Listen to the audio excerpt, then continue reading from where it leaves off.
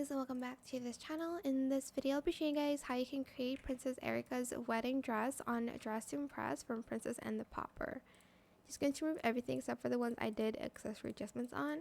For the hair, I used this hair in this color. This one, did I use this one? I think I used this one. Position it the same, rotate the X to 0.58. Select this hair in the same color in the no bangs toggle. And then select this hair as well and default in the same color, no adjustments made.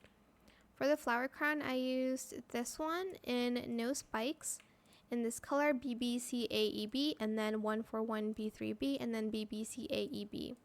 Position the Y at 0.58, rotate the X to 0.64 and scale it to 0.34.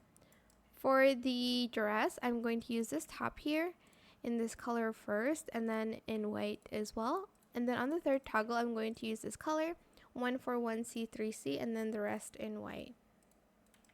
For the sleeves, I am going to be using this one and only sleeves in white and matte for both. Then for the choker, we're just going to use this one, or you can use the one outside of the dressing rooms if you don't have this. Color it the same as the rest.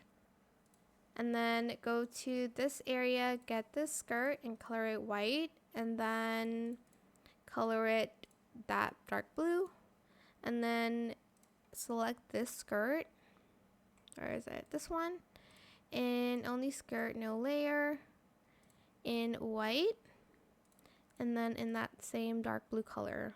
Whoops. Then we're going to grab this skirt here in only skirt in all white. Then we're going to grab this skirt in no layer in all white. And then for the shoes, I'm just going to use these in the same blue. If you have VIP, you can also add the veil, but if you don't, you just don't need to use that.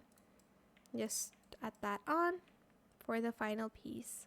And that is it. That is Princess Erika's wedding outfit. I have Anneliese on this page as well, maybe the video before this, but that is it for this video. I hope it was helpful for you guys. Don't forget to like, comment, share, and also subscribe to this channel if you haven't done that already.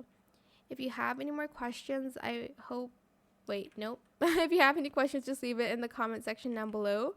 I'll try my best to answer them all for you guys. And if you found this video helpful, please click the thanks button as well. That is it. Thank you so much for watching. Bye.